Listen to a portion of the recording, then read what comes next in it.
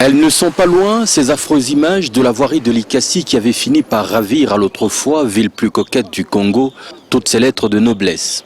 Les routes, les unes après les autres, se transformant en pistes ou en voies impraticables. Par moments, l'indigeste situation jetait au dehors la population qui protestait contre cet état de choses avec beaucoup de violence. Sensible à l'ensemble de tous ces appels, avec application, l'honorable Moïse Katumbi Tchapoué mit les deux mains à la pâte et entreprit de ressusciter l'ex-Jadoville. Et depuis, les visites du gouverneur à Likasi se suivent et ne se ressemblent pas, chaque jour devenant meilleur que la veille en termes de voirie. Sans se tromper, l'on peut aujourd'hui affirmer que plus de 98% des routes de cette importante ville de la province du Katanga ont fini par être très correctement asphaltées au terme d'un travail qui concilie style et qualité. La chaussée comme les ouvrages d'art. L'honorable Moïse Katumbi Tchapoué s'y est, une fois de plus, rendu ce mardi 10 décembre 2013 pour découvrir la robe revêtue par Jadoville à l'approche du Nouvel An.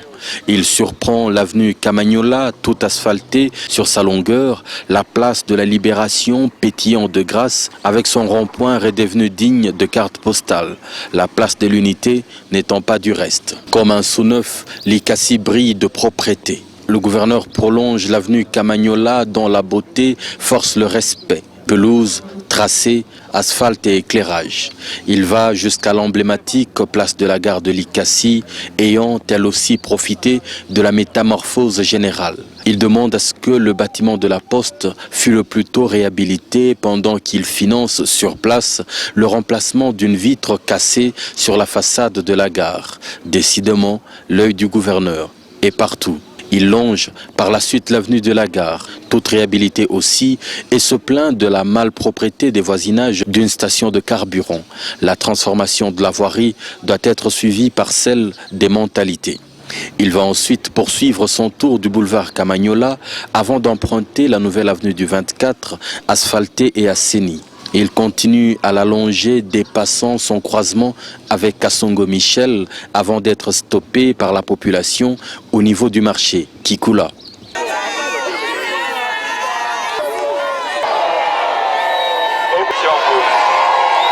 Bien après, traversant les avenues Basanga, Mukumbi, Salongo, il continue avec l'avenue du 24 jusqu'à Salongo et Lumumba.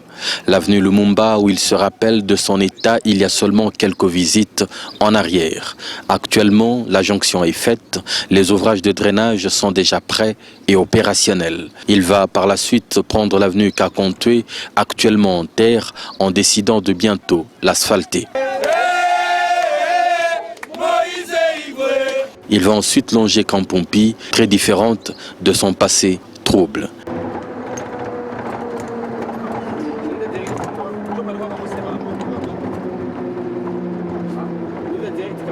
Une importante visite qui s'étend à la route Chituru qui, après plusieurs travaux en profondeur, est enfin entièrement praticable.